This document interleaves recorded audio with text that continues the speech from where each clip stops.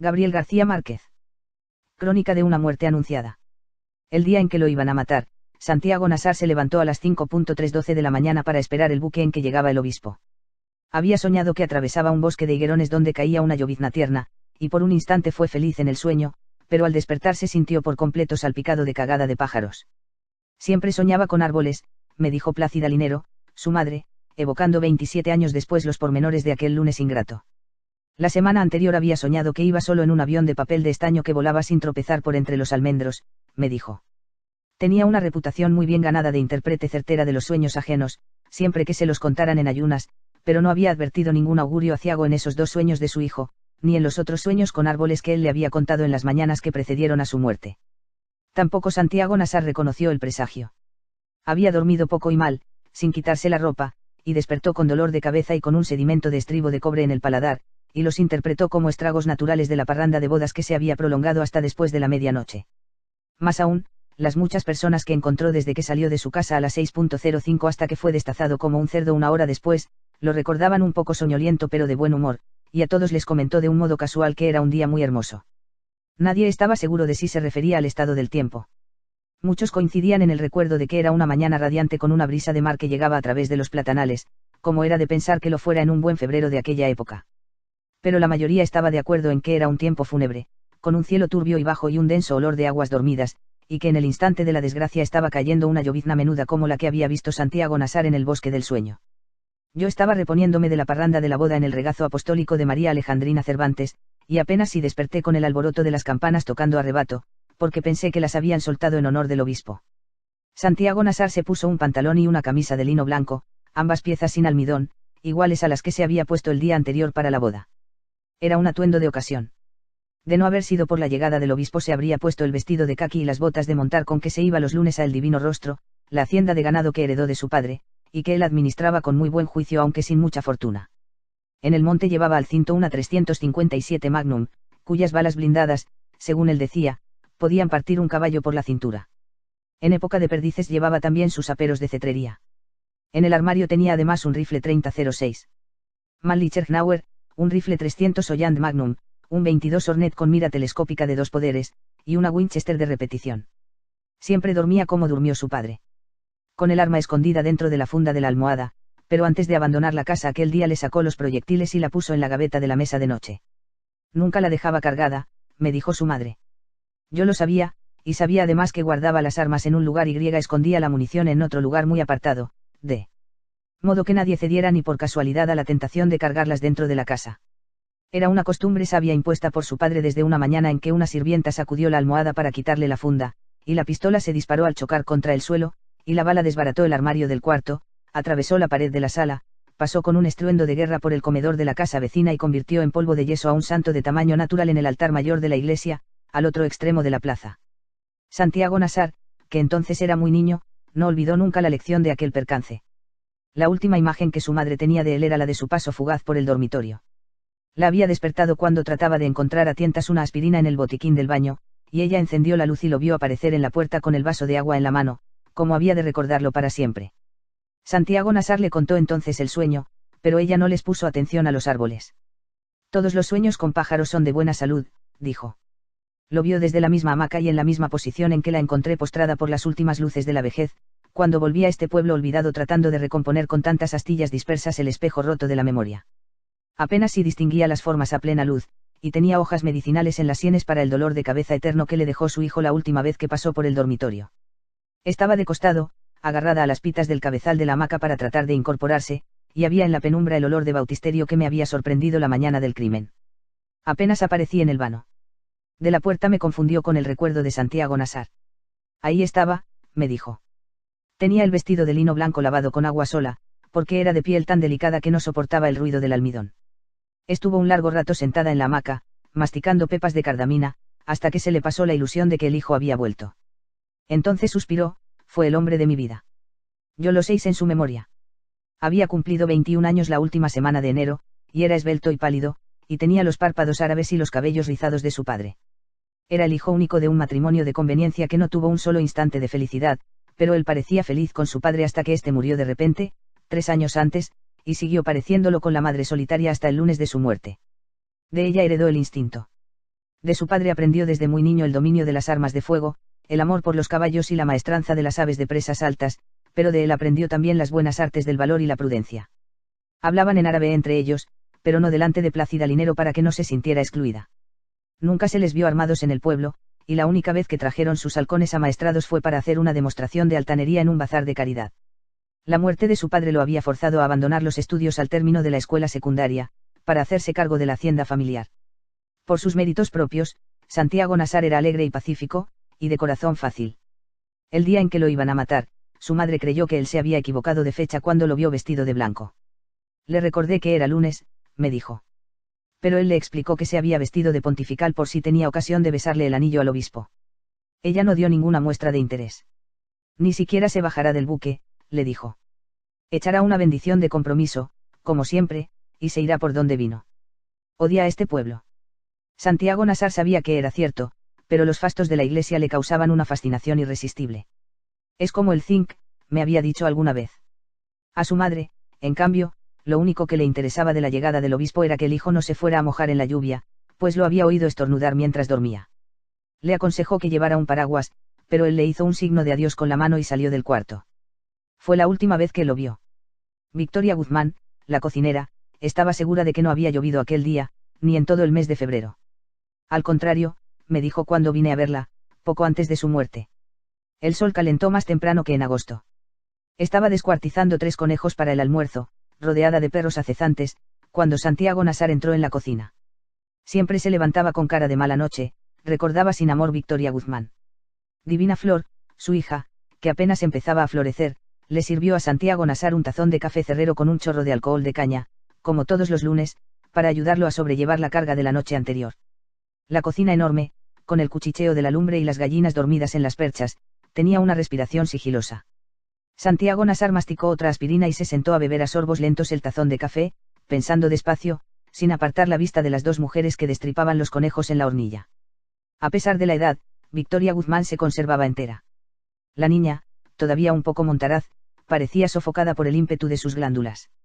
Santiago Nassar la agarró por la muñeca cuando ella iba a recibirle el tazón vacío.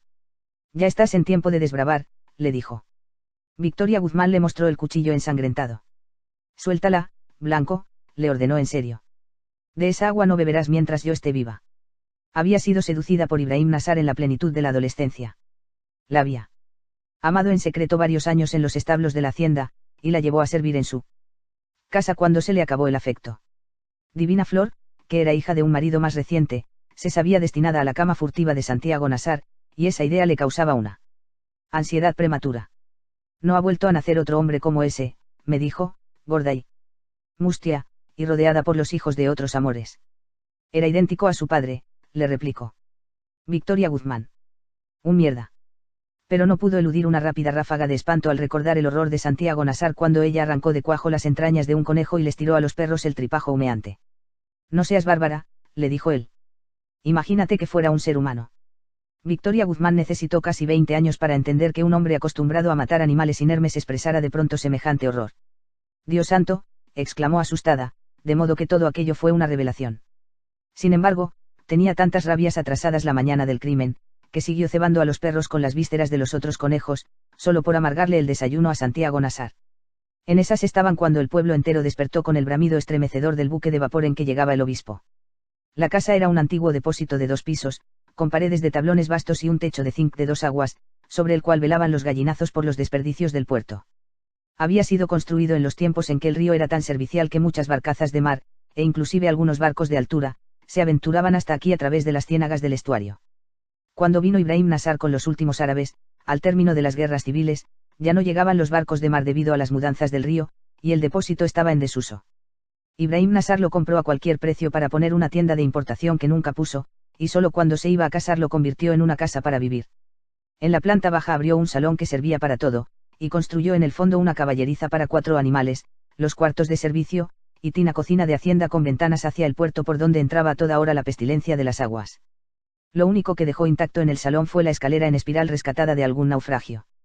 En la planta alta, donde antes estuvieron las oficinas de aduana, hizo 2 dormitorios amplios y 5 camarotes para los muchos hijos que pensaba tener, y construyó un balcón de madera sobre los almendros de la plaza, donde Plácida Linero se sentaba en las tardes de marzo a consolarse de su soledad. En la fachada conservó la puerta principal y le hizo 2 ventanas de cuerpo entero con bolillos torneados. Conservó también la puerta posterior, solo que un poco más alzada para pasar a caballo, y mantuvo en servicio una parte del antiguo muelle. Esa fue siempre la puerta de más uso, no solo porque era el acceso natural a las pesebreras y la cocina, sino porque daba a la calle del Puerto Nuevo sin pasar por la plaza. La puerta del frente, salvo en ocasiones festivas, permanecía cerrada y con tranca. Sin embargo, fue por allí, y no por la puerta posterior, por donde esperaban a Santiago Nasar los hombres que lo iban a matar, y fue por allí por donde él salió a recibir al obispo, a pesar de que debía darle una vuelta completa a la casa para llegar al puerto. Nadie podía entender tantas coincidencias funestas. El juez instructor que vino de Riohacha debió sentirlas sin atreverse a admitirlas, pues su interés de darles una explicación racional era evidente en el sumario. La puerta de la plaza estaba citada varias veces con un nombre de folletín, la puerta fatal. En realidad, la única explicación válida parecía ser la de Plácida Linero, que contestó a la pregunta con su razón de madre: mi hijo no salía nunca por la puerta de atrás cuando estaba bien vestido. Parecía una verdad tan fácil, que el instructor la registró en una nota marginal, pero no la sentó en el sumario. Victoria Guzmán, por su parte, fue terminante en la respuesta de que ni ella ni su hija sabían que a Santiago Nasar lo estaban esperando para matarlo. Pero en el curso de sus años admitió que ambas lo sabían cuando él entró en la cocina a tomar el café. Se lo había dicho una mujer que pasó después de las 5 a pedir un poco de leche por caridad, y les reveló además los motivos y el lugar donde lo estaban esperando. No la previne porque pensé que eran habladas de borracho, me dijo. No obstante, Divina Flor me confesó en una visita posterior, cuando ya su madre había muerto, que ésta no le había dicho nada a Santiago Nasar porque en el fondo de su alma quería que lo mataran. En cambio ella no lo previno porque entonces no era más que una niña asustada, incapaz de una decisión propia, y se había asustado mucho más cuando él la agarró por la muñeca con una mano que sintió helada y pétrea, como una mano de muerto. Santiago Nasar atravesó a pasos largos la casa en penumbra, perseguido por los bramidos de júbilo del buque del obispo. Divina Flor se le adelantó para abrirle la puerta, tratando de no dejarse alcanzar por entre las jaulas de pájaros dormidos del comedor, por entre los muebles de mimbre y las macetas de helechos colgados de la sala, pero cuando quitó la tranca de la puerta no pudo evitar otra vez la mano de Gavilán Carnicero. Me agarró toda la panocha, me dijo Divina Flor. Era lo que hacía siempre cuando me encontraba sola por los rincones de la casa, pero aquel día no sentí el susto de siempre, sino unas ganas horribles de llorar. Se apartó para dejarlo salir, y a través de la puerta entreabierta vio los almendros de la plaza, nevados por el resplandor del amanecer, pero no tuvo valor para ver nada más. Entonces se acabó el pito del buque y empezaron a cantar los gallos, me dijo. Era un alboroto tan grande, que no podía creerse que hubiera tantos gallos en el pueblo, y pensé que venían en el buque del obispo. Lo único que ella pudo hacer por el hombre que nunca había de ser suyo, fue dejar la puerta sin tranca, contra las órdenes de Plácida Linero, para que él pudiera entrar otra vez en caso de urgencia. Alguien que nunca fue identificado había metido por debajo de la puerta un papel dentro de un sobre, en el cual le avisaban a Santiago Nasar que lo estaban esperando para matarlo, y le revelaban además el lugar y los motivos, y otros detalles muy precisos de la confabulación. El mensaje estaba en el suelo cuando Santiago Nasar salió de su casa, pero él no lo vio, ni lo vio Divina Flor ni lo vio nadie hasta mucho después de que el crimen fue consumado. Habían dado las 6 y aún seguían encendidas las luces públicas. En las ramas de los almendros, y en algunos balcones, estaban todavía las guirnaldas de colores de la boda, y hubiera podido pensarse que acababan de colgarlas en honor del obispo. Pero la plaza cubierta de baldosas hasta el atrio de la iglesia, donde estaba el tablado de los músicos, parecía un muladar de botellas vacías y toda clase de desperdicios de la parranda pública. Cuando Santiago Nasar salió de su casa, varias personas corrían hacia el puerto, apremiadas por los bramidos del buque. El único lugar abierto en la plaza era una tienda de leche a un costado de la iglesia, donde estaban los 2 hombres que esperaban a Santiago Nasar para matarlo. Clotilde Armenta, la dueña del negocio, fue la primera que lo vio en el resplandor del alba, y tuvo la impresión de que estaba vestido de aluminio. Ya parecía un fantasma, me dijo. Los hombres que lo iban a matar se habían dormido en los asientos, apretando en el regazo los cuchillos envueltos en periódicos, y Clotilde Armenta reprimió el aliento para no despertarlos.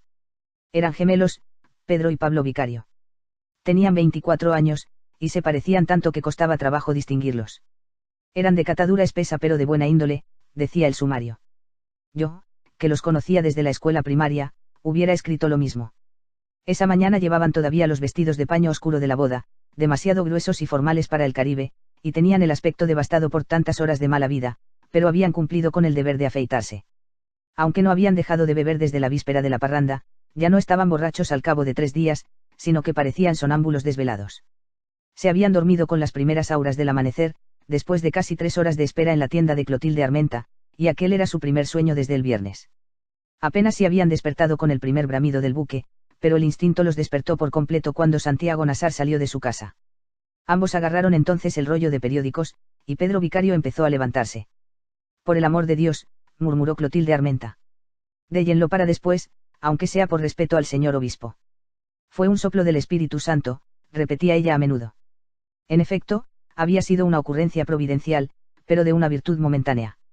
Al oírla, los gemelos Vicario reflexionaron, y el que se había levantado volvió a sentarse. Ambos siguieron con la mirada a Santiago Nassar cuando empezó a cruzar la plaza. Lo miraban más bien con lástima, decía Clotilde Armenta. Las niñas de la escuela de monjas atravesaron la plaza en ese momento trotando en desorden con sus uniformes de huérfanas. Plácida Linero tuvo razón, el obispo no se bajó del buque. Había mucha gente en el puerto además de las autoridades y los niños de las escuelas, y por todas partes se veían los huacales de gallos bien cebados que le llevaban de regalo al obispo, porque la sopa de crestas era su plato predilecto. En el muelle de carga había tanta leña arrumada, que el buque habría necesitado por lo menos 2 horas para cargarla. Pero no se detuvo. Apareció en la vuelta del río, rezongando como un dragón, y entonces la banda de músicos empezó a tocar el himno del obispo, y los gallos se pusieron a cantar en los huacales y alborotaron a los otros gallos del pueblo.